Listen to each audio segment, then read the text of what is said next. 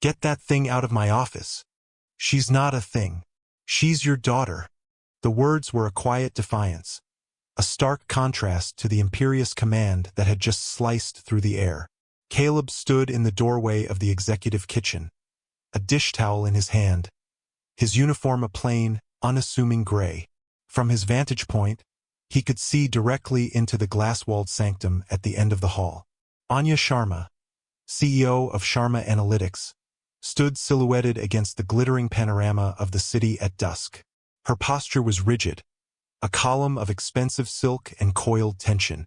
In the arms of a terrified-looking nanny, the source of the CEO's fury, and a sound that had been a faint, maddening ghost in the building's HVAC system for 2 days, wailed relentlessly.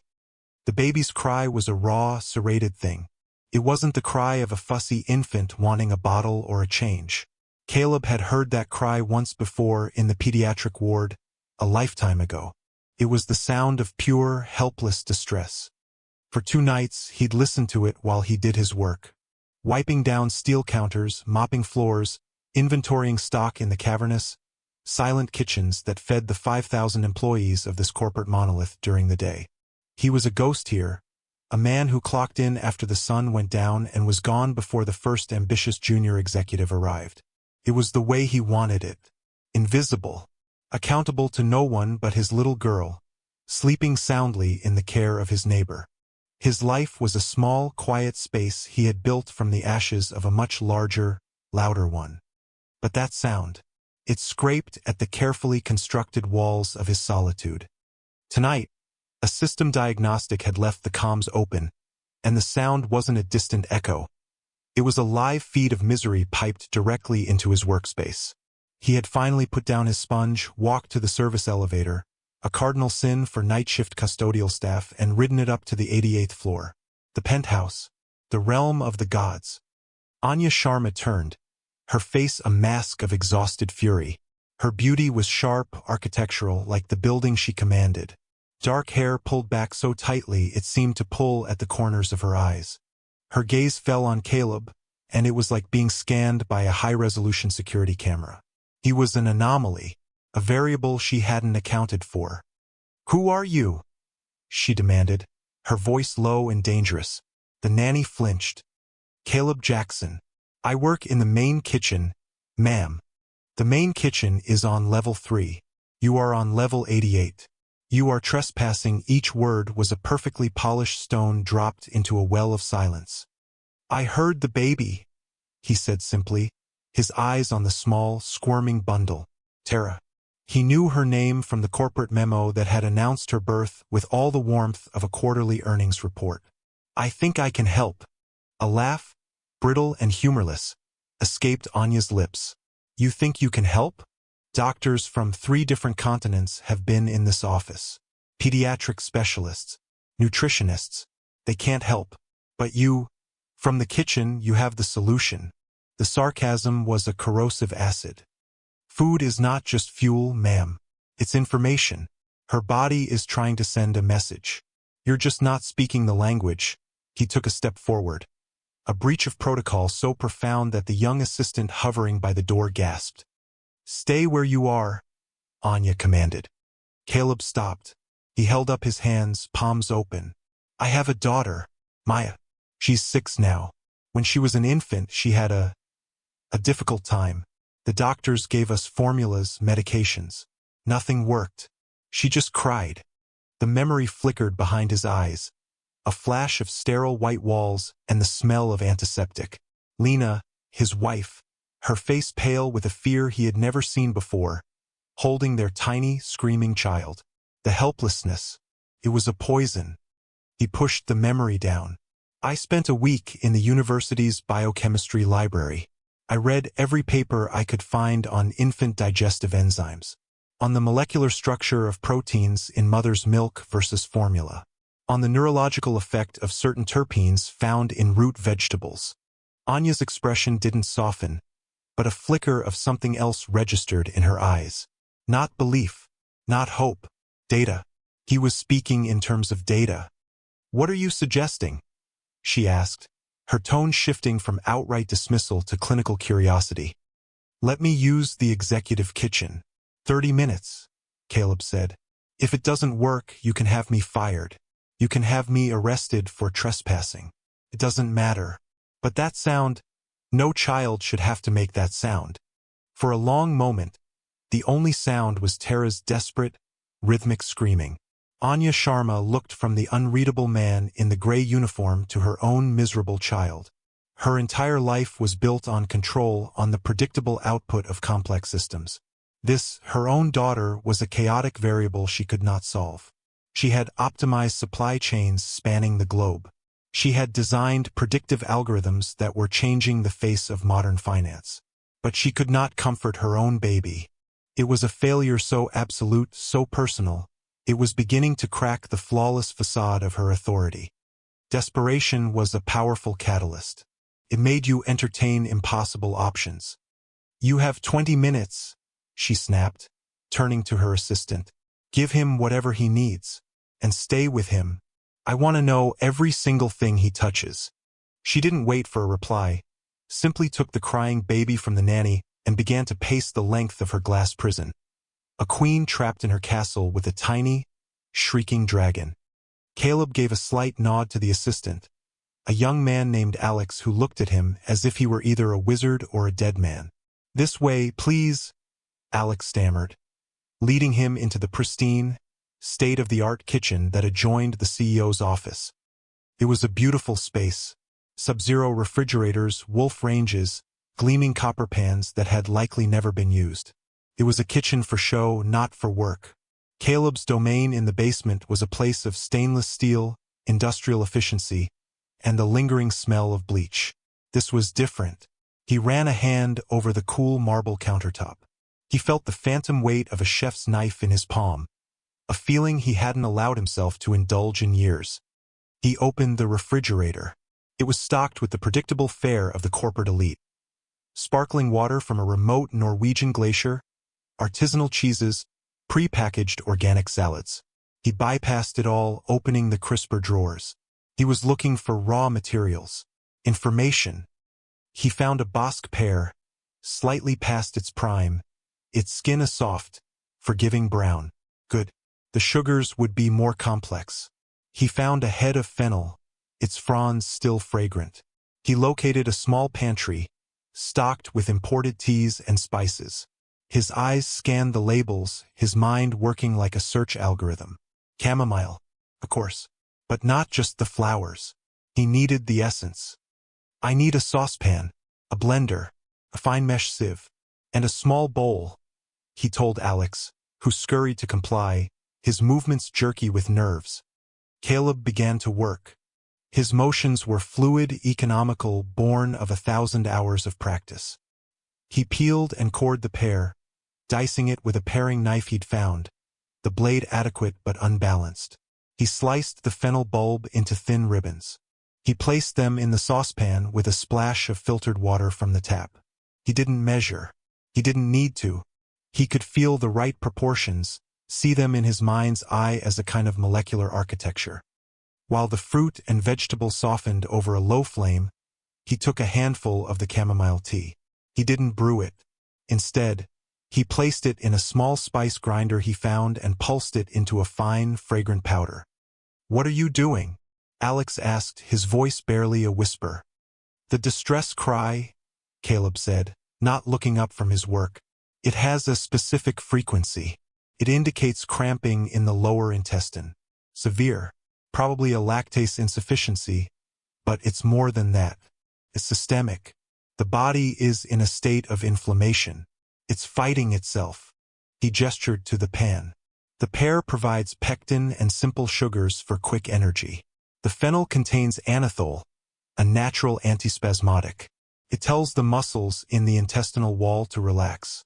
And the chamomile, it's not just a sedative. In this form, a small amount will act as a mild anti-inflammatory at the cellular level. It reduces the fire. He poured the softened mixture into the blender, added a tiny pinch, no more than a dusting, of the chamomile powder, and blended it until it was perfectly smooth. The resulting puree was a pale, creamy green, its aroma subtle and clean. He strained it meticulously through the sieve, ensuring the texture was flawless, with no fibers to tax a struggling digestive system. He poured a small amount into the bowl and picked up a tiny silver baby spoon that was part of a display set. He held the bowl, the warmth of it seeping into his palm. Felt right. He walked back to the doorway of Anya's office. She had stopped pacing and was now sitting in a large leather chair, rocking Tara, her movements stiff and unnatural. The baby's cries had devolved into ragged, exhausted gasps. "It's ready," Caleb said. Anya looked at him, her eyes shadowed with skepticism and a sliver of something he couldn't name. Hope was too strong a word. It was more like the weary resignation of a gambler about to play their last chip. "Give it to me," she said, holding out a hand. Caleb shook his head gently. "If you don't mind, ma'am, temperature is important. And so is the delivery." He stepped into the office. He approached her chair slowly, as one might approach a frightened animal.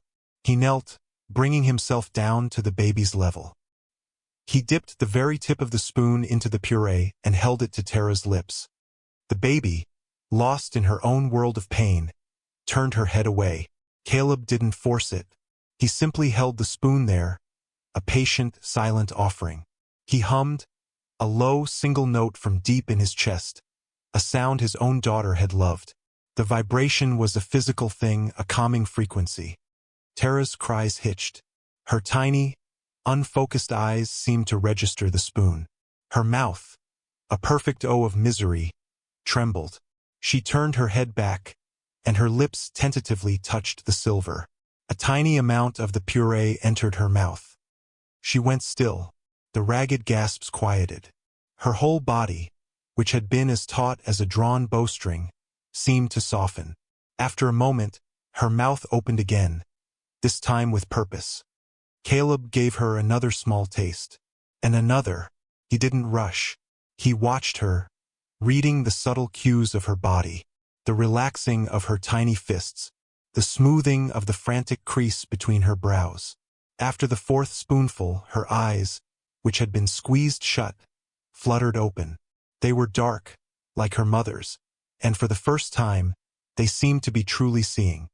She looked at Caleb. Then her gaze drifted past him, up to the face of the woman holding her. Anya Sharma was completely still. She stared at her daughter, who was now quiet, her breathing evening out into the soft rhythm of impending sleep. A single tear traced a path down Anya's cheek, a glistening track on a stone-cold surface. She didn't seem to notice it. Caleb offered one last spoonful. Tara took it, and her eyes drifted shut. Her head grew heavy against her mother's chest. A soft sigh escaped her lips, and then she was asleep. A deep, peaceful, untroubled sleep. The silence in the room was immense. It was heavier, more profound, than the noise that had preceded it. It was a weighted blanket of relief. Caleb quietly stood and placed the bowl and spoon on a nearby table. He turned to leave, his work done. He had stepped back into the world for a moment, and now it was time to retreat. "Wait!" Anya's voice was a hoarse whisper. It had lost its sharp, imperious edge. It was raw, stripped bare. He stopped, his back to her. She looked from her sleeping daughter to the man in the simple gray uniform. He was an impossible contradiction. A janitor who spoke of molecular biology. A kitchen worker who moved with the grace of a surgeon. She took a spoonful of the remaining puree herself. The taste was gentle, a subtle layering of sweet and herbal notes. But it was the effect that was staggering. A wave of calm, profound and deeply penetrating, washed through her. It wasn't a drug-like stupor. It was a quiet ordering of chaos. The tension that had been a permanent resident in her shoulders for months began to recede. And with that release came the emotion she had been holding at bay with sheer force of will. Another tear fell, and then another. She wasn't just crying for the relief of her daughter's pain. She was crying for the crushing weight of her own loneliness, for the terrifying incompetence she felt as a mother, for the crack in the armor she had so carefully forged around her heart. Caleb turned, his expression unreadable. He saw the tears, the crumbling of the Ice Queen, but there was no triumph in his eyes. only a quiet, knowing empathy. "Who are you?" Anya asked again. This time it was not an accusation. It was a genuine question. A plea. Caleb hesitated. The name that hovered on his lips was a name that belonged to another life, a life of fire and accolades and unbearable loss. A name he had buried. "I'm just the man who works in the kitchen," he said, his voice soft. "Your daughter is fine now. She just needed someone to listen to what her body was saying." He gave a small, formal nod and walked out of the office, leaving Anya Sharma alone in the sudden, deafening silence, cradling her sleeping child and the remnants of a mystery in a small, simple bowl. The next night, Caleb was wiping down the industrial-sized mixer in the basement kitchen when Alex, the CEO's assistant, appeared. He looked even more out of place here, in his tailored suit and Italian leather shoes, than Caleb had on the 88th floor. The air in the basement was thick with the smell of yesterday's chili and disinfectant. "Mr. Jackson?" Alex's voice was tentative. Caleb didn't stop his work. He moved the damp cloth in slow, methodical circles. "Just Caleb, right? Caleb. Ms. Sharma has requested your presence. Upstairs." Caleb paused. He had hoped that would be the end of it. A strange night, a good deed done, a return to the quiet shadows that protected him. But he knew, even as he'd walked away from her office, that a woman like Anya Sharma did not let go of an anomaly. She dissected it. "Is the baby okay?" he asked, his first and only real concern. "She's perfect," Alex said, a note of awe in his voice. "She slept for 9 straight hours. The nanny said she's never done that. She woke up happy, gurgling. Ms. Sharma, she's different today." Caleb wrung out the cloth and hung it on its designated hook. Everything in his space had a place. It was how he maintained order in his mind. "All right." He followed Alex back to the service elevator. This time, the ride-up felt different. It wasn't a transgression. It was a summons. As the doors opened onto the 88th floor, the opulent quiet felt less intimidating and more like the stillness of a predator's lair. Anya was in her office, but she wasn't pacing. She was seated behind her massive desk, a slab of polished obsidian that seemed to float in the air. Tara was in a high-tech bassinet nearby, cooing softly at a mobile of minimalist geometric shapes. The contrast with the previous night was absolute. Anya gestured to the chair opposite her. It was a hard, angular piece of furniture, designed for aesthetics, not comfort. A supplicant's chair. Caleb Saturday. On the desk between them were 2 things. A slim silver tablet and a single sheet of paper. Anya slid the tablet across the desk. On the screen was a lab report, mass spectrometry, gas chromatography, a dozen other charts and graphs he recognized. It was a full analysis of the puree he had made. "My R&D department worked on this all day," she said, her voice back to its usual crisp, businesslike cadence. But the exhaustion in her eyes had been replaced by an intense, focused curiosity. "They identified the primary compounds: pectin, anethole, apigenin from the chamomile. They confirmed your assessment. On paper, it's a brilliant piece of nutritional chemistry. Simple, elegant, and profoundly effective." She paused, her dark eyes pinning him. "They also said that creating it without a lab, based purely on observation and using raw ingredients, is improbable." The head of the department, a man with 3 PhDs, used the word miraculous. "I don't believe in miracles, Mr. Jackson." "There's nothing miraculous about it," Caleb said, his voice even. "It's just understanding the ingredients." "Is it?" She slid the sheet of paper across the desk next. It was his employment file, or what little there was of it. Caleb Jackson, night shift kitchen staff. Start date, 3 years ago. Previous employment, janitorial services, various locations. No educational history listed. No permanent address, just AP, O box. "This file tells me nothing," Anya said. "It's the profile of a man who wants to be invisible.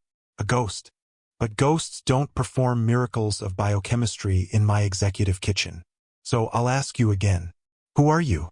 Caleb looked at the sparse details on the page. It was the life he had chosen, a life of non-existence, to protect Maya, to protect himself from the man he used to be. The fire had taken everything. His restaurant, his future, his wife. All he had left was his daughter and a crushing guilt that he could only keep at bay by staying small. He thought of Maya's bright, laughing face, the drawings she made for him, filled with colorful suns and stick-figure people holding hands. That was his world now. This world of glass towers and lab reports was a threat to it. "I'm the person it says I am on that paper," he said, his voice low. Anya leaned back, a flicker of disappointment in her eyes. "I see. You value your privacy," she steepled her fingers. "Fine. Let's talk about something else. I'm prepared to offer you a contract. You will become Tara's private chef and nutritional consultant. You will work out of my home. You will be provided with a state-of-the-art kitchen, unlimited resources, and a salary of $300,000 a year." Caleb's breath caught in his throat. It was a staggering amount of money, more than he'd made in his best year at Cinder, his restaurant. It would change everything for Maya. A better apartment, a better school, a future unburdened by his own financial limitations. It was a golden key. It was also a golden cage.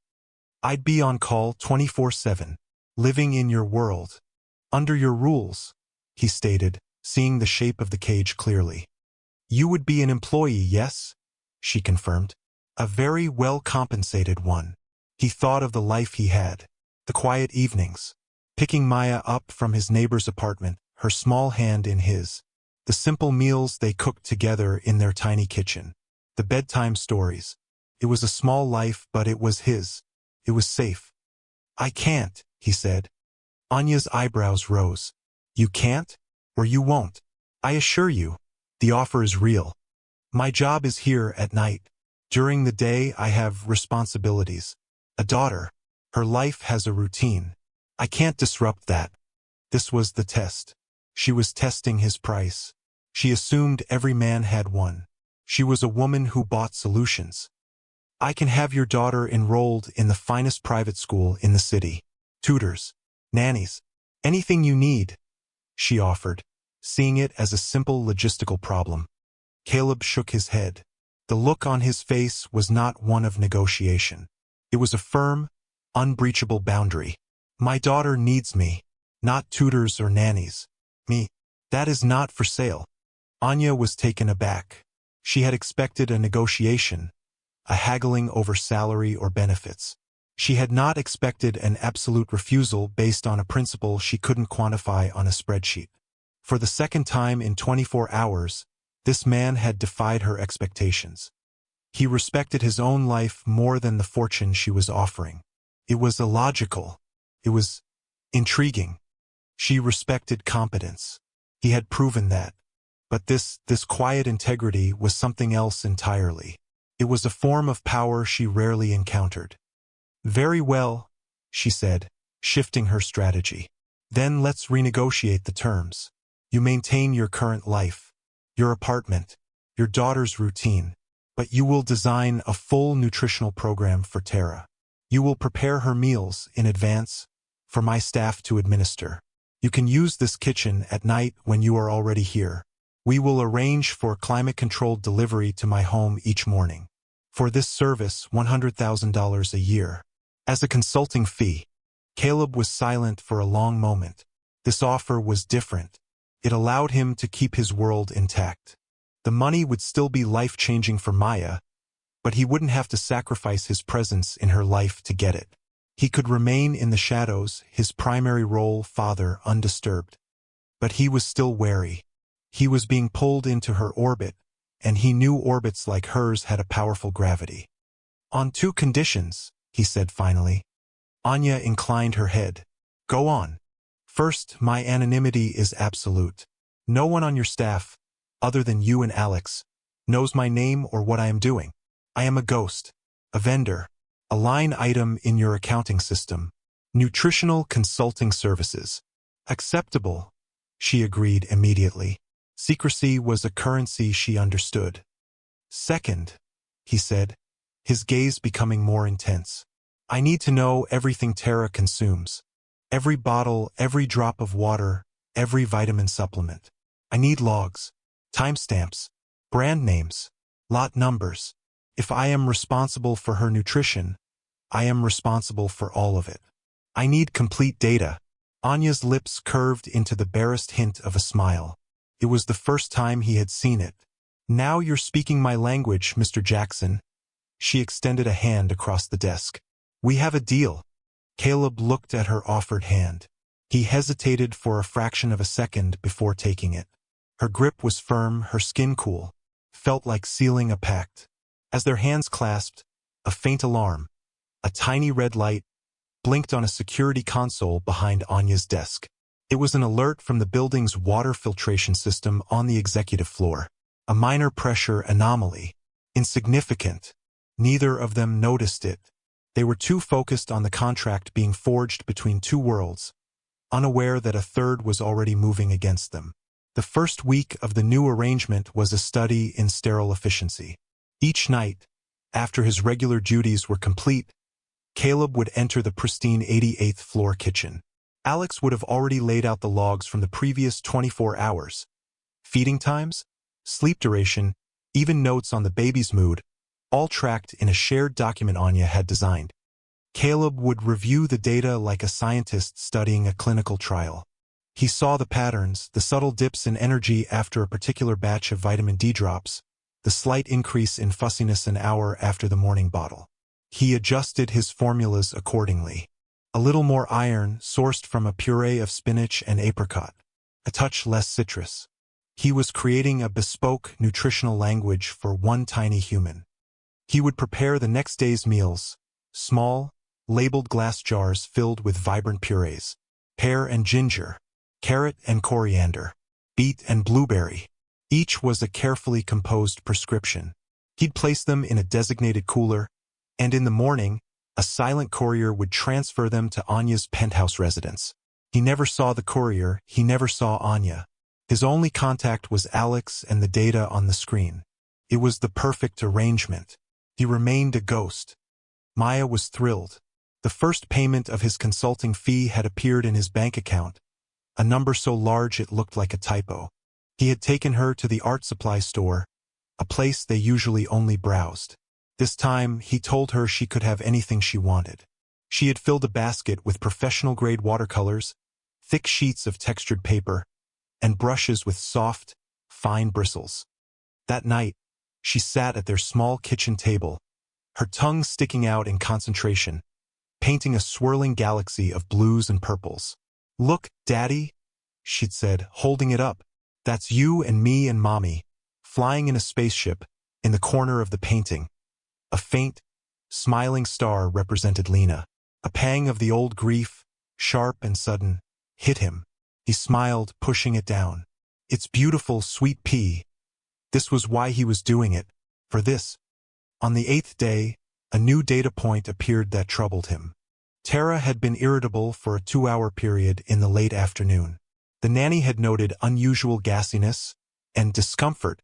It was an anomaly in a week of steady progress. Caleb cross-referenced the logs. It had occurred exactly 1 hour after her 4 p.m. bottle. The formula was a high-end organic brand from Germany, one Anya had chosen after extensive research. Caleb had analyzed its composition and found it acceptable. It shouldn't have caused this reaction. He sent a message to Alex via the secure app they used.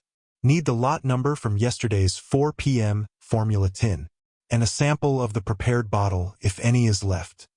The response came back an hour later. Alex had retrieved the empty tin from the recycling and found the dregs of the bottle in the sink. Courier was dispatched. By the time Caleb arrived for his shift, a small, sealed evidence bag was waiting for him in the executive kitchen. This was beyond his expertise. He couldn't run a chemical analysis here, but he had other senses. He opened the bag and sniffed the residue in the bottle. It was faint, but there was something off. A metallic, slightly bitter undertone that shouldn't have been there. He then opened the tin. He took a minuscule amount of the powder and rubbed it between his fingers. The texture was right. He touched the tip of his finger to his tongue. There it was. A faint, almost imperceptible chemical bitterness. It was masked by the creamy, sweet profile of the powdered milk, but it was there, a foreign note in a familiar symphony. His mind raced. What was it? It wasn't a poison in the classic sense. It was too subtle, tasted industrial, like a cleaning agent or a preservative that had been improperly processed. He thought back to the lab reports Anya had shown him. His own purees were complex. This was the opposite. A simple system contaminated. The first twist of real unease tightened in his gut. This might not be an accident. A quality control issue from a high-end German manufacturer seemed unlikely. Their standards were famously rigorous. He needed proof. He needed a lab. But he couldn't use Sharma Analytics R&D. That would create a data trail leading directly to him and this secret project. It would alert the very people he might be hiding from. He needed an outside source, someone he could trust. The problem was, the fire had burned all his old bridges. The community he had belonged to, the world of elite chefs, food scientists, and suppliers, thought he was gone. To them, Caleb Jackson was a tragic story from 3 years ago. There was one person, a man named Dr. Eris Thorne, a brilliant but eccentric botanist he had once worked with to source rare herbs for his restaurant. Eris was a purist, a man who believed plants had a consciousness. He operated a private lab funded by his family's immense wealth, far from the corporate world. He owed Caleb nothing, but he was a man of science. He would be intrigued by the puzzle. The problem was Eris's brother, Marcus Thorne, a man Caleb knew by reputation only. Marcus was the opposite of his reclusive academic brother. He was a corporate predator, a senior board member at Sharma Analytics, and a man who had been a lifelong rival of Anya's father. Contacting Eris felt like a risk, but the bitter taste of the formula lingered on his tongue. It was a warning. He had to know. Using a pay-as-you-go burner phone he'd bought for cash, he found the number for Eris's private conservatory. He dialed. A familiar, gruff voice answered. "Thorne Botanicals. We're closed." "Eris?" "It's Caleb. Caleb Jackson." There was a long silence on the other end of the line. "Jackson? My God, I thought you were gone." "I have been," Caleb said. "Listen, I need a favor. It has to be completely off the books. I need a substance analyzed. Quietly. Quickly." "What kind of substance?" Eris's voice was laced with a new curiosity. "Infant formula. I suspect it's been contaminated with a non-organic compound. Something subtle. Designed to cause gastric distress, not acute toxicity." Another silence. Caleb could almost hear the gears turning in the botanist's head. "That's a very specific hypothesis. This sounds more interesting than identifying new species of fungi. Where did you get it?" "I can't tell you that," Caleb said. "Can you do it or not?" "Bring it to the old place. Midnight. Don't use the main gate. The east fence has a loose panel behind the wisteria. I'll meet you in greenhouse 7". The line went dead. Caleb stood in the silent, gleaming kitchen on the 88th floor. The city lights spread out below him like a field of scattered diamonds. He was being pulled deeper. The simple arrangement had become complicated. He felt a cold dread mix with a reluctant surge of the old adrenaline. He was no longer just a cook. He was an investigator. And the target of his investigation was not a faulty product, but a deliberate act of malice aimed at a helpless child. This was the first real clue, the first sign that the chaos in Anya's life wasn't random. It was being engineered. He packaged the contaminated formula sample and the empty tin into a discreet container.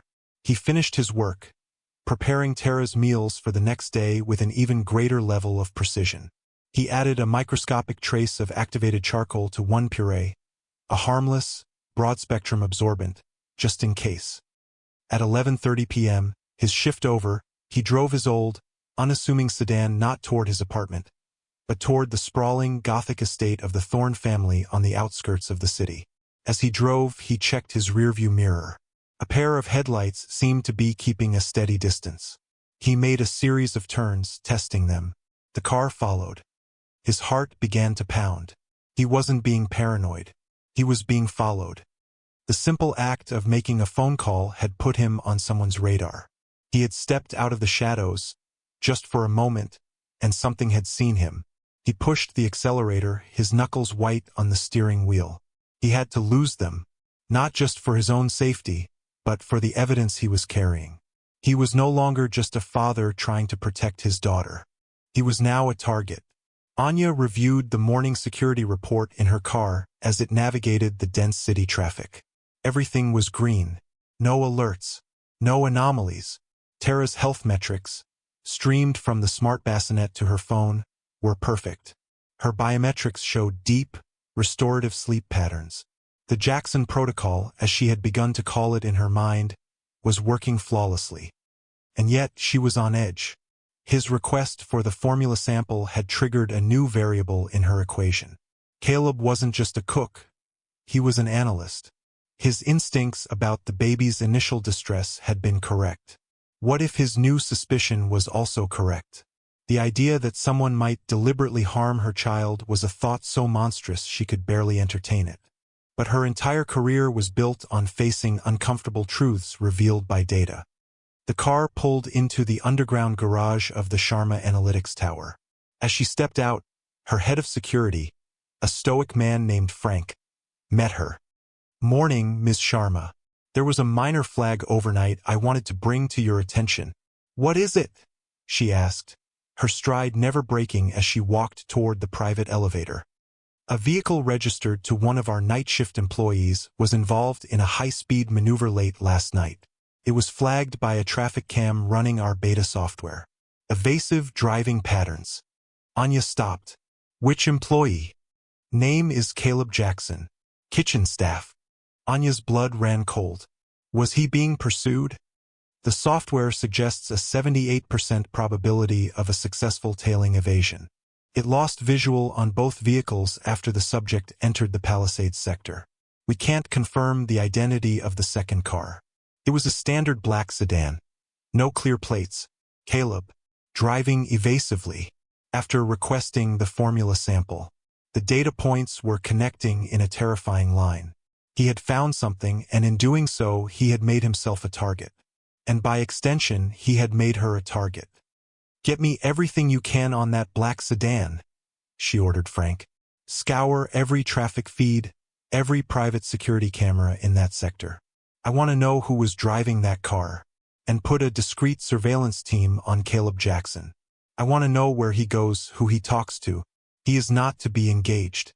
This is observation only. He is now a person of interest and potentially a protected asset. Is that clear?"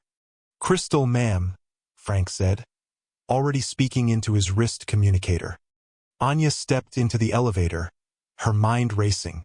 The corporate battle she had been fighting, the subtle pushback from the board, the whispers about her competence post-maternity leave, suddenly felt like a thin veil over something far more sinister.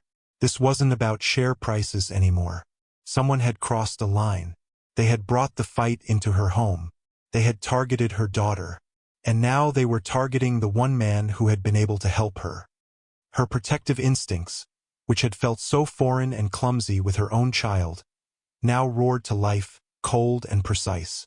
They had made a critical error. They had mistaken her for a grieving daughter and a distracted new mother. They had forgotten that she was a predator in her own right, in a world made of numbers and information. And someone had just given her the first piece of actionable data.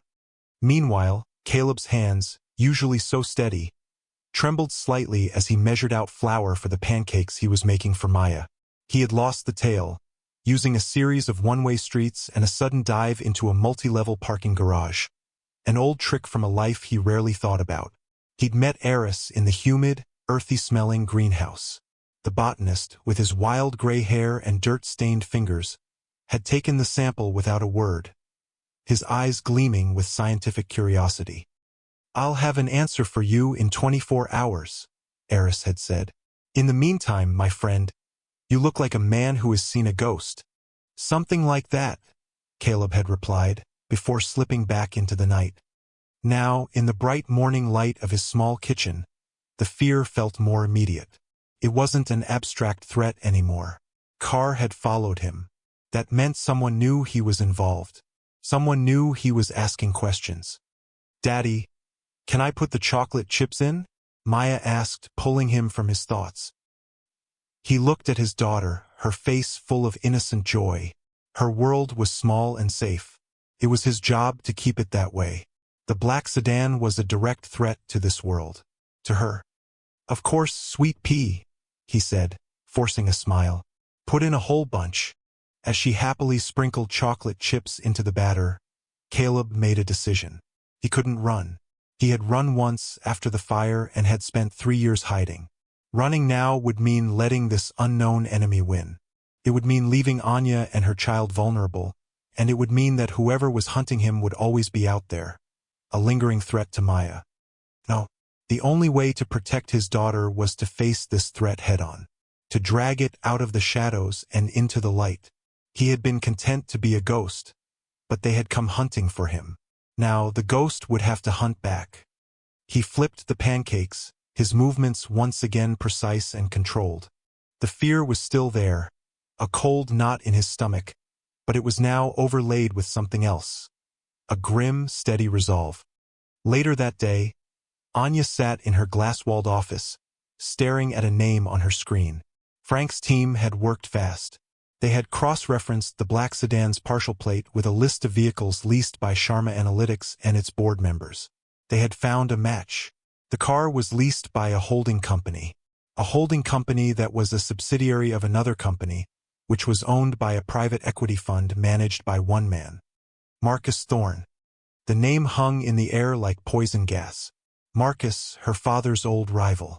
The charming, silver-haired vulture on her board who had been subtly undermining her for months. The man who spoke of shareholder value while trying to carve up the company her father had built. It made a brutal kind of sense. Destabilize her on the home front, make her seem erratic, overwhelmed, unfit to lead. The constant crying of her baby, her own exhaustion. It would all have been ammunition for him at the next board meeting. He wasn't just trying to oust her, he was trying to break her. The pieces were clicking into place. But it was still just a theory. The car being leased to his fund wasn't proof he was driving it. It wasn't proof he had contaminated Tara's formula. She needed something more, something concrete. Her secure phone buzzed. It was a message from an unknown number. A burner. Analysis complete. Contaminant identified. Polyhexanide. Commercial biocide. Trace amounts. Not lethal, but known to cause severe gastrointestinal distress in infants. It inhibits lactase production. Deliberate, sophisticated sabotage. The sample came from a tin with lot number D77B4. Be careful. Caleb. He had gone outside the system and found the smoking gun. Polyhexanide. He had not only confirmed the sabotage but identified the weapon. And the lot number. Anya's fingers flew across her keyboard. She accessed the company's procurement database. Sharma Analytics provided a corporate concierge service for its top executives, a perk that included sourcing high-end and imported goods. She typed in the lot number. A single entry appeared. A case of German formula, lot number DE77B4, had been procured by the service 2 weeks ago. It had been delivered not to her home, but to the office, specifically to the office of Marcus Thorne. He had claimed it was a gift for a client.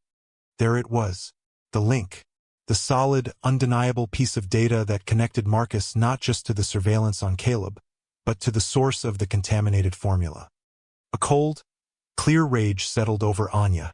He had used her own company's resources to wage war on her child. He had stored the weapon just a few floors below her. The sheer arrogance of it was breathtaking. She looked at her own daughter, sleeping peacefully in the bassinet.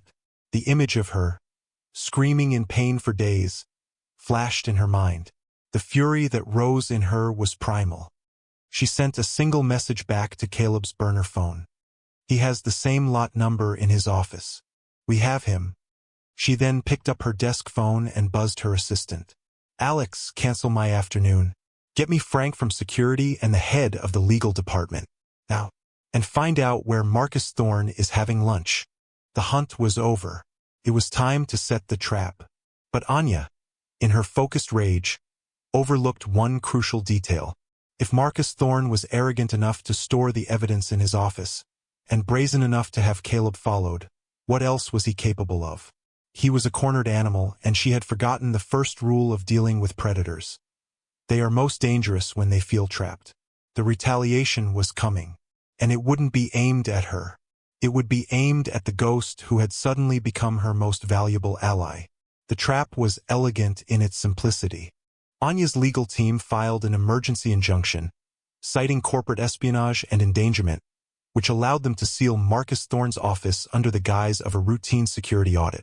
The audit team was, in fact, Frank's forensic unit, ready to sweep the office for the contaminated formula tins. They would execute the warrant while Marcus was at a long lunch with his bankers, a meeting Anya's intelligence had confirmed. Anya sat in a secure conference room 2 floors below, watching multiple camera feeds on a large monitor. One showed the hallway outside Marcus's office. Another showed the entrance to the restaurant where he was dining. A third was a live feed of Frank's team, waiting in a utility corridor. It was a perfectly synchronized corporate takedown. "He's settled the bill," an analyst's voice said in her ear. "He's on the move." "Frank, go," Anya commanded, her voice steady.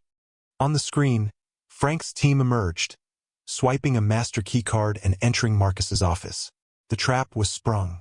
Anya felt a grim satisfaction. This was her world. This was control.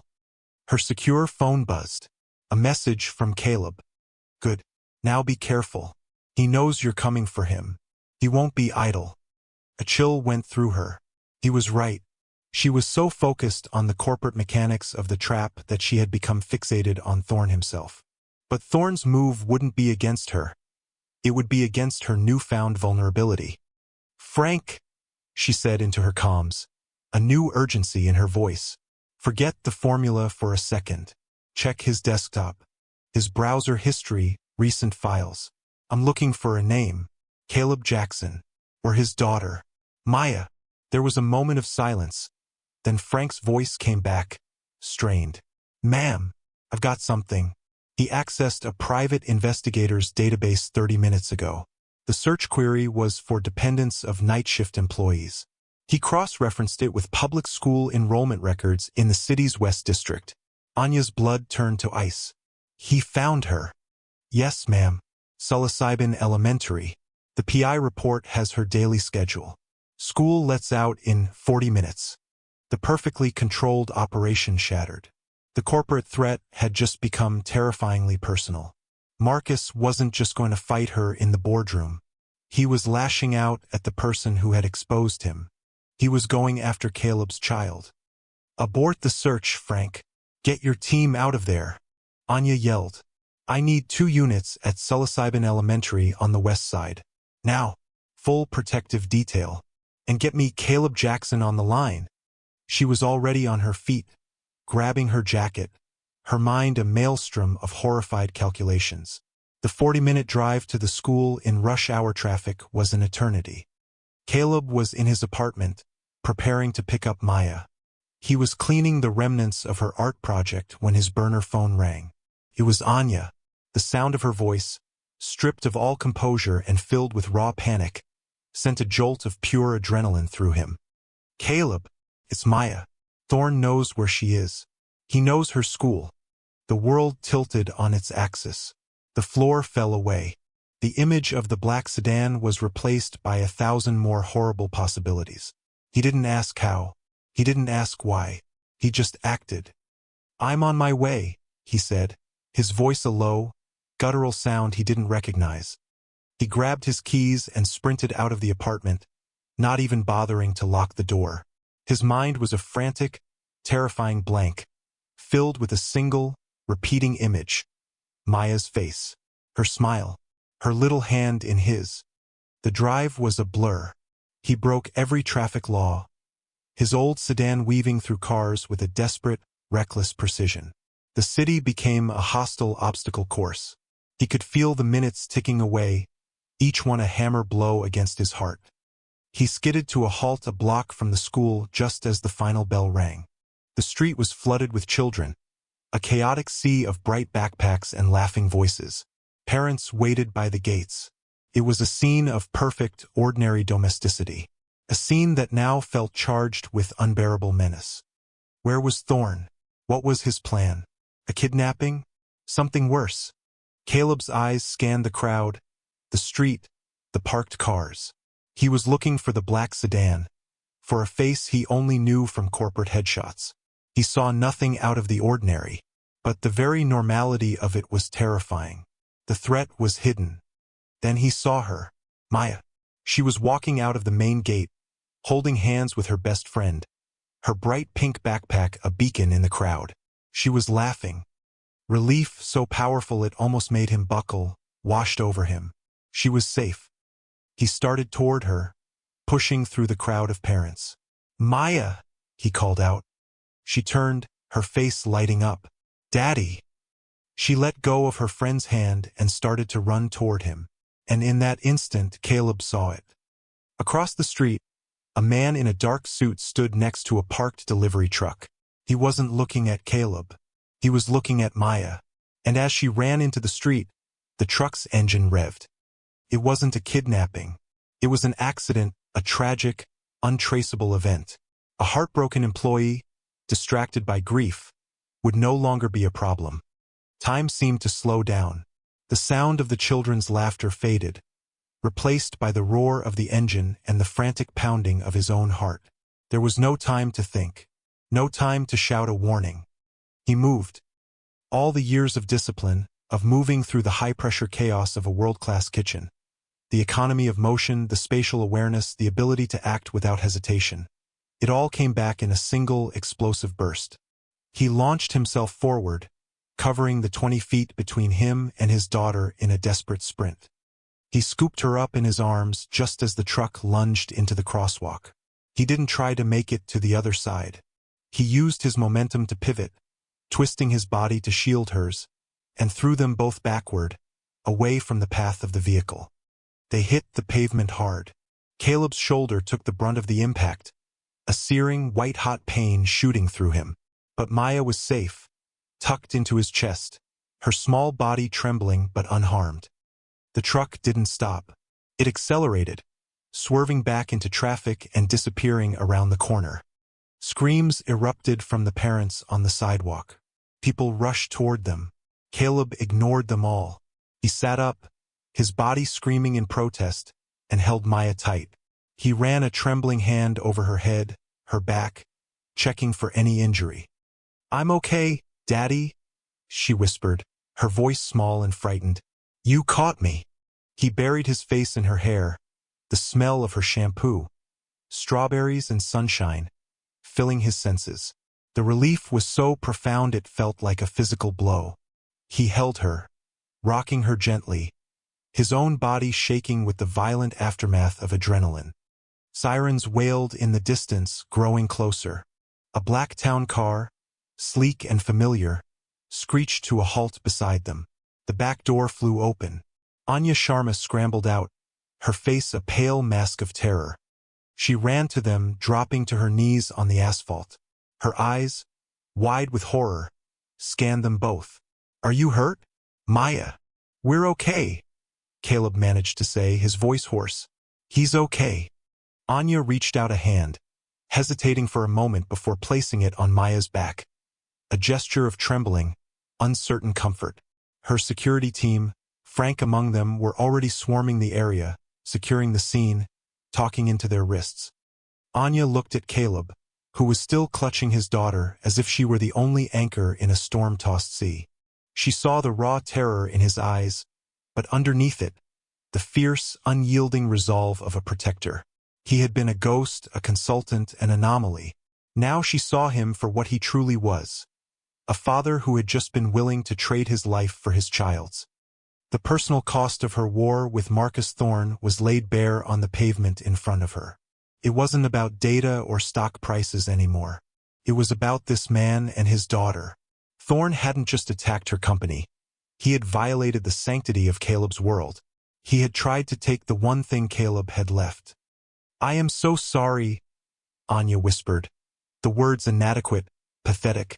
The tears she had shed in her office felt like a selfish indulgence compared to the stark reality of this. Caleb looked up at her. The fear in his eyes was slowly being replaced by a cold, hard fire. It was the same look he'd had in his eyes after the fire at his restaurant, the moment he realized he had lost everything. But this time it was different. This time he hadn't lost. He had won. He had saved her. "This stops now," Caleb said, his voice low and deadly serious.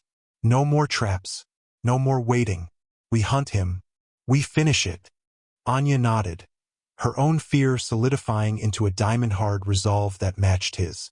The alliance, born of desperation and forged in suspicion, was now sealed in shared danger. They were no longer just a CEO and a consultant. They were partners in a war that had just drawn first blood. They retreated to a place Anya called the Black Site, a nondescript commercial building in the industrial district that was, in reality, one of Sharma Analytics' most secure data havens. It was a fortress of concrete and encrypted servers, a place where she could work beyond the reach of any corporate surveillance. Maya, after being checked over by a doctor and given a hot chocolate that Caleb insisted on tasting first, had fallen asleep on a sofa in a quiet back room, a security agent stationed unobtrusively outside her door. She was clutching a new sketchbook and a set of colored pencils that Anya had somehow procured. Caleb stood by the window, his arm in a sling, his shoulder a throbbing testament to the afternoon's terror. The physical pain was nothing compared to the icy fear that still gripped his heart. He watched the rain begin to fall, tracing paths down the reinforced glass, blurring the gritty landscape outside. The glass was a barrier, a symbol of the protection Anya could offer. But he knew true safety wasn't about walls. It was about eliminating the threat. Anya entered the room, holding 2 tablets. She handed one to him.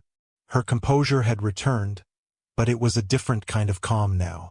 It was the lethal stillness of a predator. "Frank's team got the truck's plates," she said, her voice devoid of emotion. "It was stolen this morning. The driver was a hired lowlife, already on a flight to Mexico. A dead end. Thorne is covering his tracks." "What about his office?" Caleb asked, his gaze still fixed on the rain-streaked window. "He knew we were coming. Frank's team found the storage closet empty. He'd cleared it out. He was one step ahead of us." She paused. "But he made a mistake. In his haste, he didn't wipe his local machine properly. My tech team is doing a deep-level recovery. They're pulling fragments of deleted files, browser caches, anything." Caleb turned to face her. "It's not enough. A digital trail can be explained away. His lawyers will bury you in plausible deniability. We need something physical, something that ties him directly to the sabotage. We need the rest of that case of formula." Anya nodded. "I agree. He wouldn't have destroyed it. He's too arrogant. He'd see it as a trophy. He's hidden it somewhere he thinks is safe." They stood in silence for a moment, the low hum of the servers a constant presence. 2 very different minds attacking the same problem. Anya's world was one of logic, data streams, and predictive models. Caleb's was one of senses, intuition, and the subtle chemistry of the human body. "Tell me about him," Caleb said. "Not the corporate profile.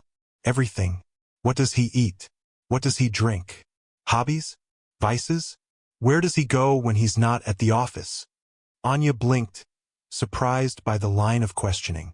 She pulled up Thorne's extensive corporate file on her tablet. "He's a creature of habit. The same restaurant for lunch on Tuesdays. The same brand of scotch. He has a membership at an exclusive downtown athletic club, but logs show he rarely uses it. He has a penthouse apartment in the same building as his office. He lives alone. Divorced twice." "No," Caleb said, shaking his head. "That's his public life. That's the shell. I need to know what's inside. Is he healthy? Any medical issues?" "His corporate physicals are clean. Standard cholesterol, blood pressure for a man his age." Caleb paced the room, his mind sifting through the fragments of information. The black sedan, the hired driver, the calculated cruelty of the attack. It spoke of a man who distanced himself from the dirty work, a man who saw people as pawns. But there was something else, a detail from his own brief investigation that tickled at the back of his mind. Eris, he said suddenly. His brother. The botanist? Anya looked confused. They're estranged. They haven't spoken in years. According to every report, they're still brothers. They grew up in the same house. The Thorn estate. Does Marcus ever go there? Anya's fingers flew across the tablet. Security logs for the estate are private, controlled by the family trust. But I can access municipal records. Property tax payments, utility bills. Wait, her eyes narrowed. The electricity usage for the main house is minimal, consistent with a skeleton staff. But there's a secondary structure on the property, a gatehouse. This power consumption is significantly higher, and it's billed directly to a holding company owned by Marcus Thorn. He has a bolt hole, Caleb said, the pieces beginning to connect. A private space on family land where no one would think to look for him. It's the perfect place to hide something. Anya agreed, her excitement growing. It's legally shielded by the family trust, but he controls it privately. We need to get in there, Caleb said. My security team can be there in an hour, Anya started, but Caleb cut her off. No, a full team is too loud. He'll have surveillance, motion sensors, cameras. He'll be alerted the moment they cross the property line. He'll destroy the evidence. This needs to be quiet. It needs to be just us. Anya stared at him. Us? Caleb, this isn't a kitchen. This is breaking and entering. It's dangerous. What he did to Maya this afternoon was dangerous, Caleb countered, his voice dropping to a low, intense whisper. He brought this war to my doorstep. I'm going to finish it in his. Your team can handle the perimeter, electronics, whatever you need, but I'm the one who goes inside. I know what I'm looking for. Anya saw the unshakable resolve in his eyes. This wasn't a debate. He was going with or without her permission. A strange feeling washed over her. Not fear, but a reluctant trust. He had protected her daughter with his instincts. He had protected his own daughter with his body. She was starting to believe that his way, the intuitive sensory way, was just as powerful as her data-driven approach. Maybe more so. Not just you, she said, her decision made. I'm going with you. Caleb started to protest, but she held up a hand. This is my fight too. He targeted my child. He used my company as a weapon. I will not sit here and watch it on a monitor. I need to see it through. Besides, she added, a glint of her old, formidable self in her eyes. You don't know the layout of the estate. I do. My father took me there for fundraisers when I was a girl. A bond, forged in the crucible of shared threat, solidified between them. They were no longer just allies. They were partners. He brought the intuitive, ground-level intelligence. She brought the strategic overview and technological might. Frank, Anya said into her comms. Change of plans. I need a 2-person infiltration kit.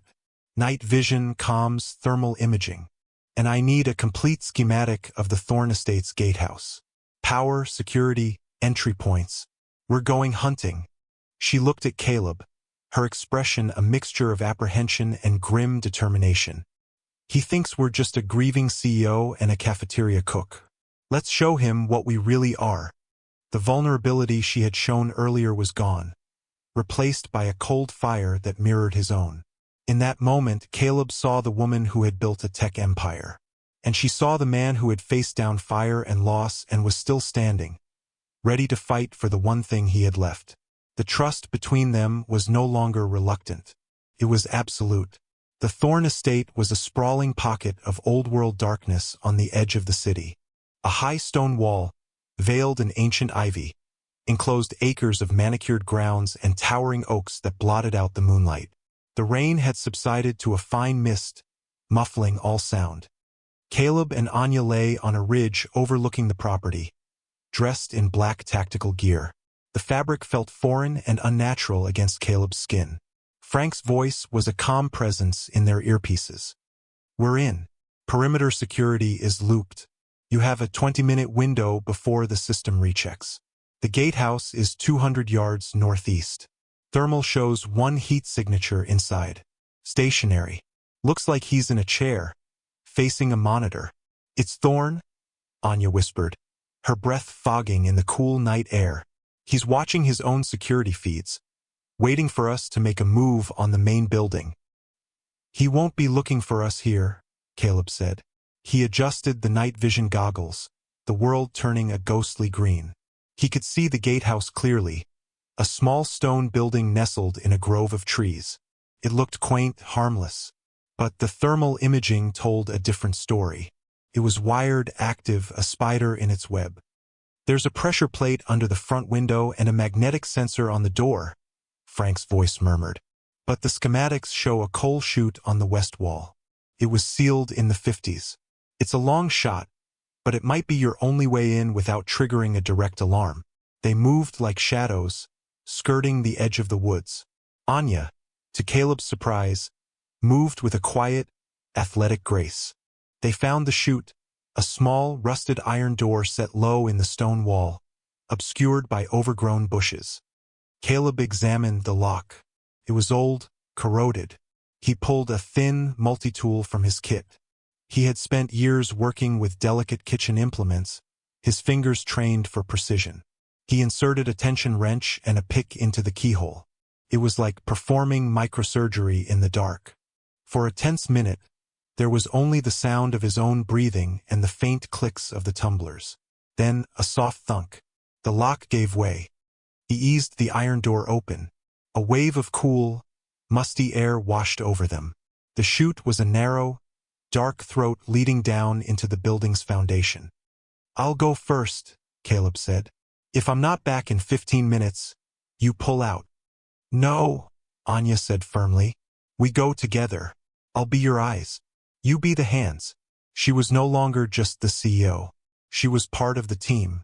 He nodded, a silent acknowledgement of their shared risk.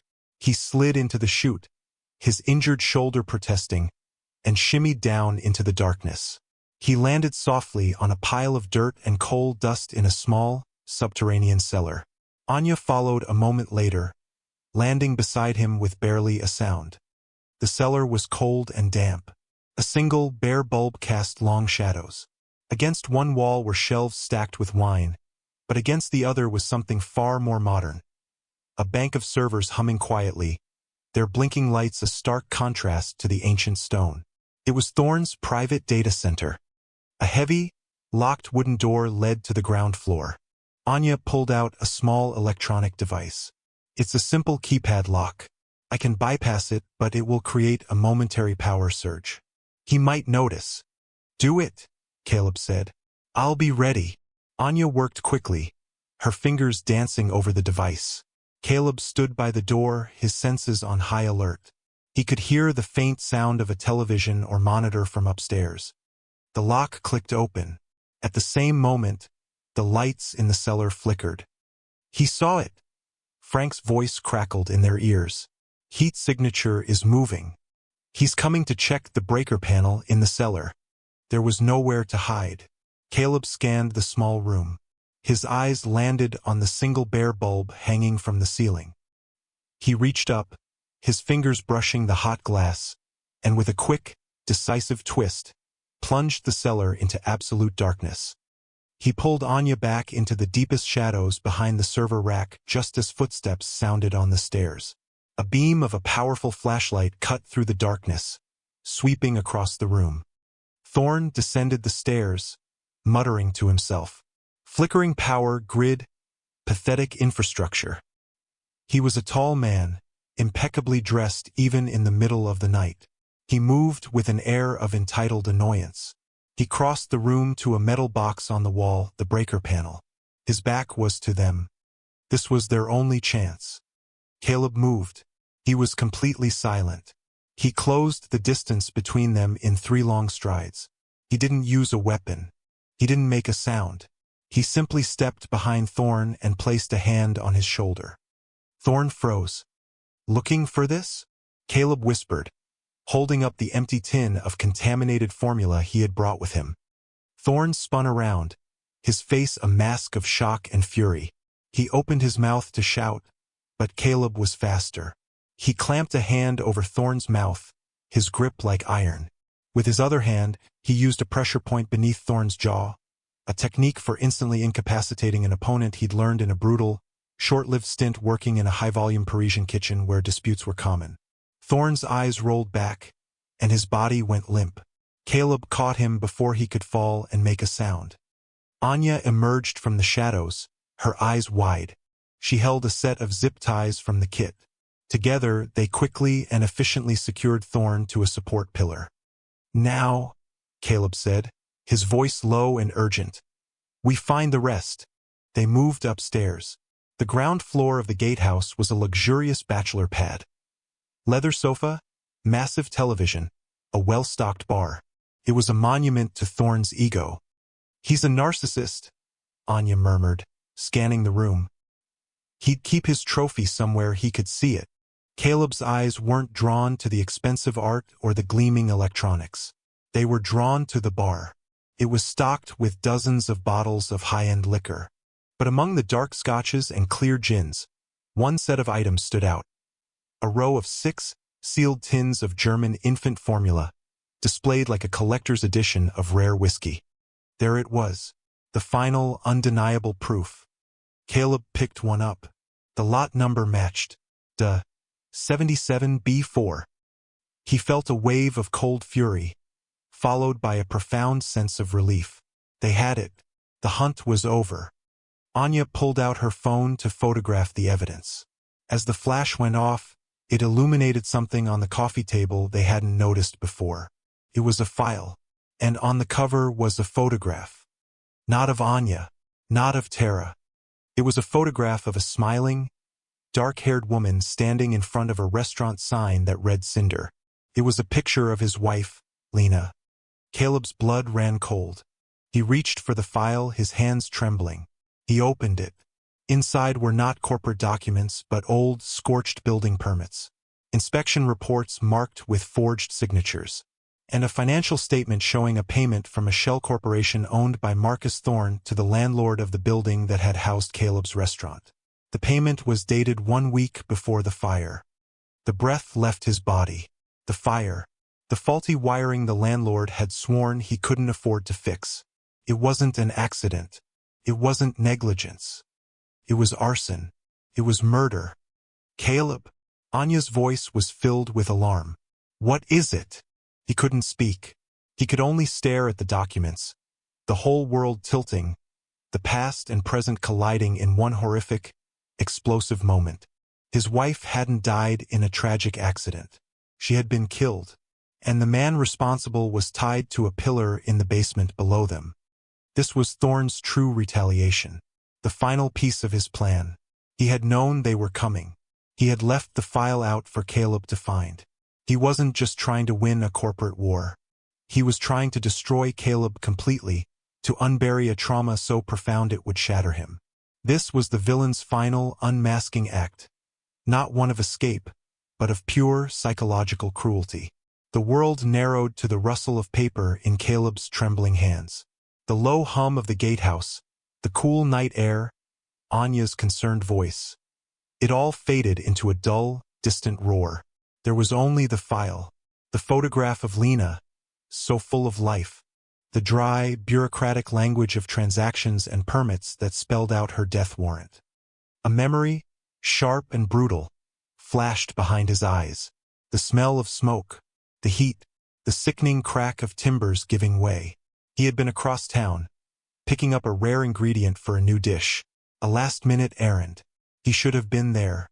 He had carried that guilt like a shroud for 3 years, a constant, suffocating weight. He had built his small, quiet life on the foundation of that guilt, believing his ambition, his drive for perfection, had led to the fire. Now the truth was laid bare. It wasn't his fault.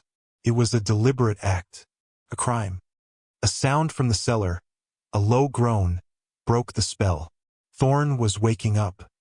A rage unlike anything Caleb had ever known rose up in him. It was a cold, pure, killing rage. He turned, the file clutched in his hand, and started for the cellar stairs. All the years of suppressed grief, of quiet suffering, coalesced into a single violent impulse. Anya stepped in front of him, blocking his path. "Caleb, no. Get out of my way," he said, his voice a low snarl he didn't recognize.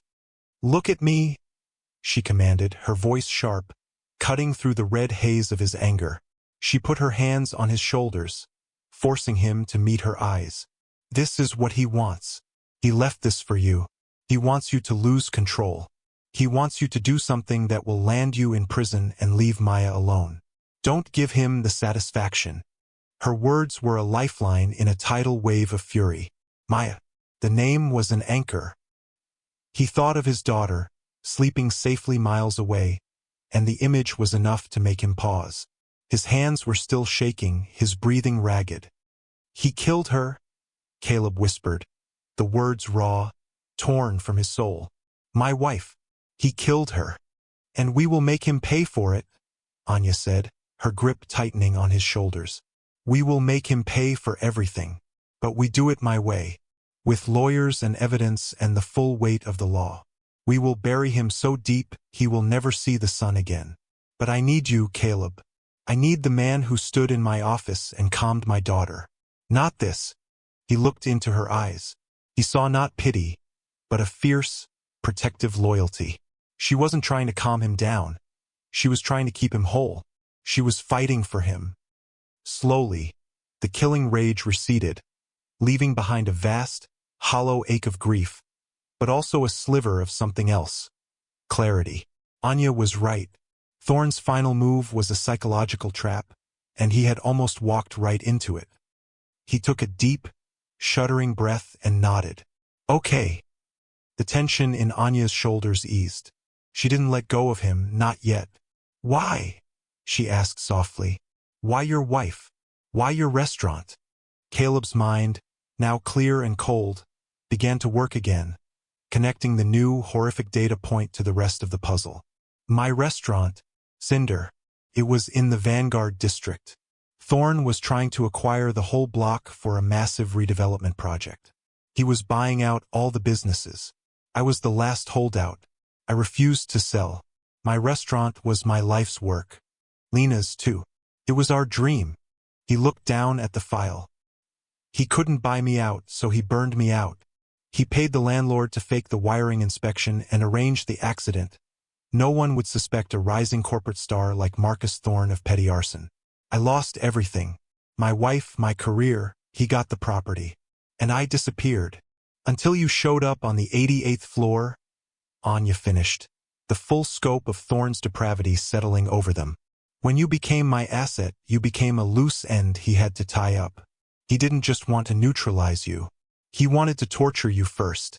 Frank's voice crackled in their earpieces, sharp and urgent. "Ms. Sharma, we have a problem." Thorne's panic button, it wasn't wired to the police. It was a silent alert to a private security firm. A very aggressive one. "We have 2 vehicles approaching the estate. Fast. You have 3 minutes, maybe less, before they're on you." The final trap was sprung. Thorne hadn't just been waiting for them. He had been luring them into a confrontation with his own private army. "Leave the file," Anya commanded, her mind instantly shifting to tactical mode. "Take the tins. That's the evidence for this case. The other is a separate crime we'll deal with later. We have to go. Now."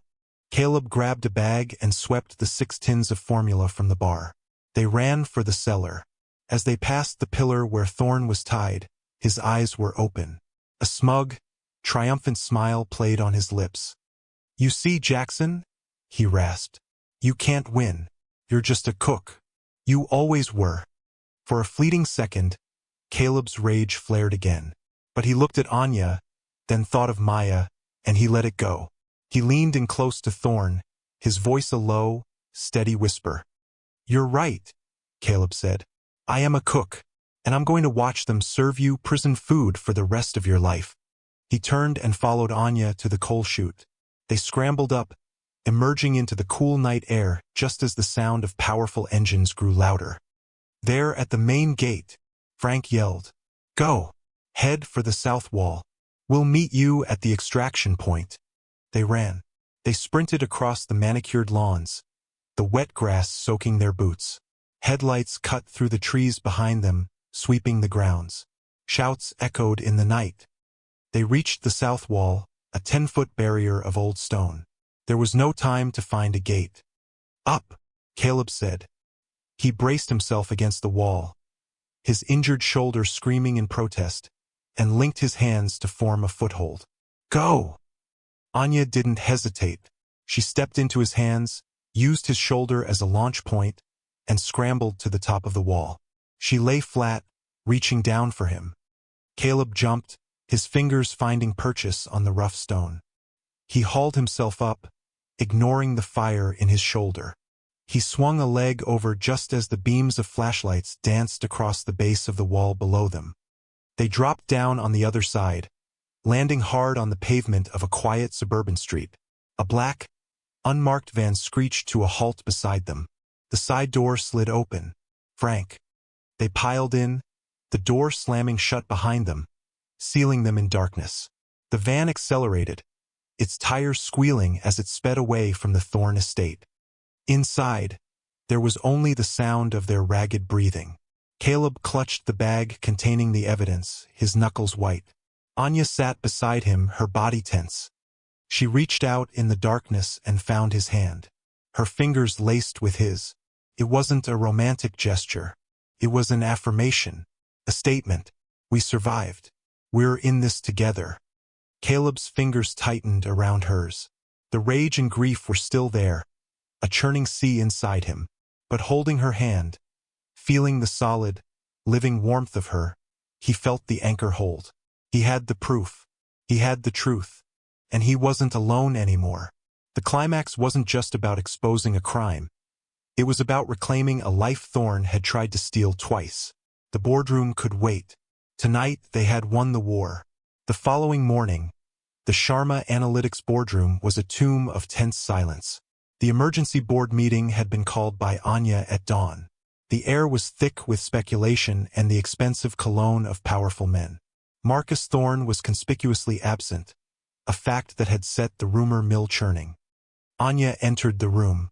She was not the beleaguered, exhausted CEO they had been whispering about for weeks. She was a figure of pure, cold authority. Her eyes swept over the board members, lingering for a fraction of a second on those she knew were Thorne's allies. Behind her, two people entered. The first was Frank, her head of security, who took up a position by the door. The second was Caleb. He was not wearing his gray kitchen uniform. He wore a simple, well-tailored dark suit that Anya's assistant had procured. His arm was still in a sling, a visible marker of the previous night's conflict. He looked not like a cafeteria worker, but like what he was, a man who had walked through fire and come out the other side. He carried a locked briefcase. Murmurs rippled through the room. "Who is that? What is the meaning of this?" Anya took her place at the head of the table. She didn't sit.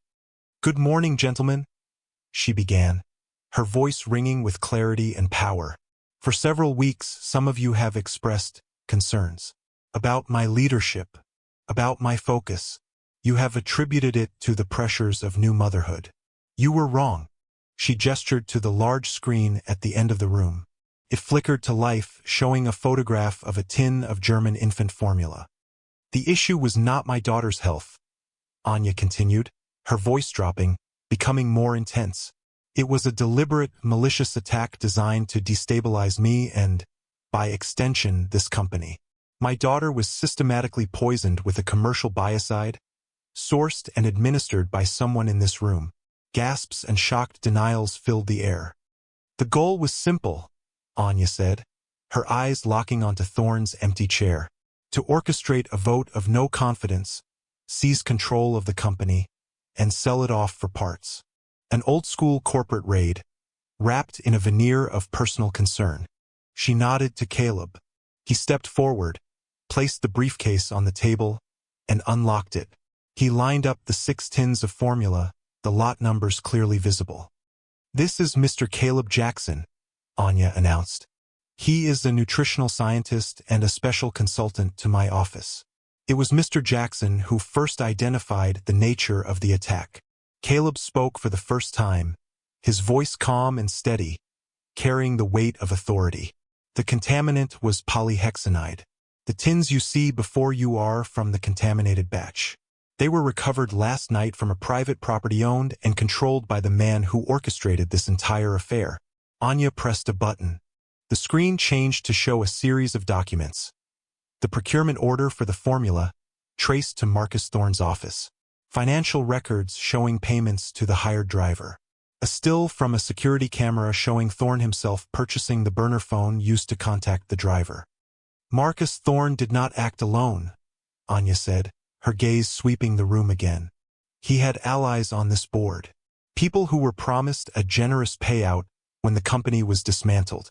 The screen changed again, displaying encrypted emails and text messages between Thorne and 2 other board members, promising them bonuses and golden parachutes. The 2 men in question went pale. The evidence is absolute, Anya stated. The authorities were briefed this morning. Marcus Thorne was taken into custody an hour ago. Warrants are being served to his co-conspirators as we speak. As if on cue, 2 plainclothes detectives entered the room, their expressions grim. They walked directly to the 2 implicated board members. Gentlemen, would you please come with us? The room erupted into chaos. The accused men protested, but their denials were weak, their faces etched with guilt. They were quietly and efficiently escorted from the room. Anya waited for the doors to close, for silence to descend once more. The remaining board members stared at her, their expressions a mixture of shock, fear, and a newfound, profound respect. The woman they had underestimated had just surgically excised a cancer from the heart of the company, all without breaking a sweat. Let me be perfectly clear, Anya said, her voice now soft but carrying more weight than any shout. The era of this company being a playground for vultures is over. We are a technology company, a leader in our field, and from this day forward, we will act like it. My focus has never been sharper. My commitment to Sharma Analytics has never been stronger. She looked at Caleb, a silent acknowledgement passing between them. He had given her the weapon, but she had wielded it with devastating precision. Mr. Jackson's role in this has been invaluable, she continued. His unique analytical skills are an asset I intend to utilize fully. He has accepted a permanent position as head of a new division we will be creating, Human Analytics. His team will focus on the intersection of biochemistry, nutrition, and data, developing products that will redefine personal wellness. She was creating a new public identity for him, giving him a title, a purpose, a place in her world, not as a ghost, but as a king restored to his rightful station. This meeting is adjourned, she said simply. She turned and walked out of the room, Caleb by her side. They didn't speak as they rode the private elevator up to her office. The silence was not awkward. It was comfortable, the quiet understanding of 2 people who had been through a war together. When they entered her office, the morning sun was streaming through the glass walls. On her desk was a child's drawing, rendered in bright, cheerful crayon.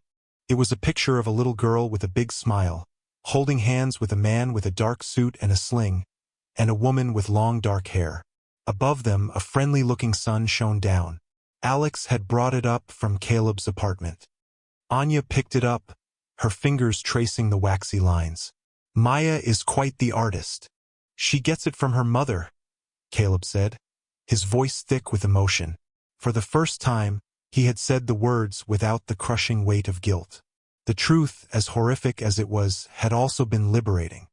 Anya placed the drawing carefully back on her desk, giving it a place of honor. She turned to face him. What Thorne did to your wife. The authorities have the file. They're reopening the case. It will be a separate trial, but they have him, Caleb. They have him. He nodded, a single tear tracing a path down his cheek. It wasn't a tear of rage or grief. It was a tear of release. Thank you, Anya. The professional formality that had defined their interactions was gone. She was Anya. He was Caleb. I should have listened to you from the beginning, she said, her voice soft. I trust data. I trust what I can measure. I didn't know how to trust a person. And I didn't trust anyone, he replied. I was so busy hiding from the past. I almost missed the future. An unspoken truth hung in the air between them. The slow-burn connection, forged in crisis and tempered in shared danger, had blossomed into something real and undeniable. She took a step closer. I owe you everything. My company. My daughter. We saved each other, he said. She reached up and gently touched the side of his face, her thumb brushing away the single tear. It was a gesture of profound intimacy, a confirmation of the bond that now connected them. The war was over. The company was secure. Their children were safe. A new order had been established, one built not on transactions, but on trust. The Ice Queen had melted, and the Hidden King had reclaimed his crown. 6 months later, the autumn sun cast a golden glow over Central Park. The leaves were a riot of red and gold, and the air was crisp and cool. On a soft blanket spread over a patch of green grass, a small picnic was laid out. Caleb, his arm long since healed, was showing a giggling, chubby-cheeked Tara how to stack wooden blocks. The baby, now a thriving toddler, clapped her hands with delight every time the tower tumbled. Nearby, Maya and Anya were sitting side by side, a large sketchbook open between them. Anya, the data-driven CEO who once saw the world in spreadsheets, was watching with rapt attention as Maya explained the finer points of mixing watercolors to achieve the perfect shade of sunset orange. You see, you have to add the yellow first, then just a little bit of red, Maya instructed, her tone serious and professional. If you do the red first, it gets all muddy. I see, Anya said, a genuine smile gracing her lips. It was a smile Caleb saw often now, one that reached her eyes and transformed her entire face. It's about the order of operations. Exactly, Maya beamed, proud of her student. Caleb watched them, a feeling of quiet, profound peace settling over him. The past 6 months had been a whirlwind of change. Marcus Thorne and his co-conspirators had been convicted, their trials swift and decisive given the mountain of evidence. Thorne had received an additional life sentence for the murder of Lena. The cold case finally solved, her memory finally honored with justice. The Human Analytics Division at Sharma Analytics was a roaring success. Under Caleb's leadership, they had already developed a prototype for a personalized nutrition system that was poised to revolutionize the wellness industry. He had found his purpose again, not in the high-pressure world of Michelin stars, but in helping people on a scale he had never imagined. He was no longer a ghost. He was a creator, a leader, a man his daughter could be proud of. Anya, too, had transformed. She still ran her company with brilliant efficiency, but her leadership was now tempered with an empathy and intuition she had once dismissed. She had learned to trust her people, not just her data. She had learned to be a mother, not just a guardian. And she had learned to love. She looked up, her eyes meeting Caleb's across the blanket. The connection between them was a quiet, steady current. It wasn't a dramatic, fiery passion, but something deeper, stronger. It was a partnership built on mutual respect, shared trauma, and a profound understanding of what it meant to protect the ones you love. Later, as the sun began to dip below the treeline, they packed up their picnic. Caleb lifted Tara onto his shoulders, while Anya walked beside Maya, holding her hand. They looked like any other family enjoying a perfect autumn day. They had taken the broken pieces of their lives and, together, had built something new, something whole. As they walked toward the edge of the park, the city lights beginning to twinkle in the dusk, Caleb thought about the journey that had brought them here. From a desperate cry in a glass tower to this peaceful, ordinary moment. He had been so determined to hide from the world, to keep his life small and safe. But true safety, he now understood, wasn't found in isolation. It wasn't about the locks on your doors or the walls you built around your heart. It was about finding the people who made you feel at home, no matter where you were. It was about finding the people who saw all of you, the broken parts, the hidden strengths, the buried grief, and chose to stand with you in the light. Have you ever felt like you were hiding your truest self, afraid of what the world might do if it saw who you really were?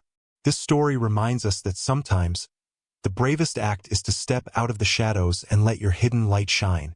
What you might discover is that you're not just saving yourself, but you might just save someone else, too. If this story of redemption and unlikely connection moved you, please give it a like, share your thoughts in the comments below, and subscribe for more tales that touch the heart.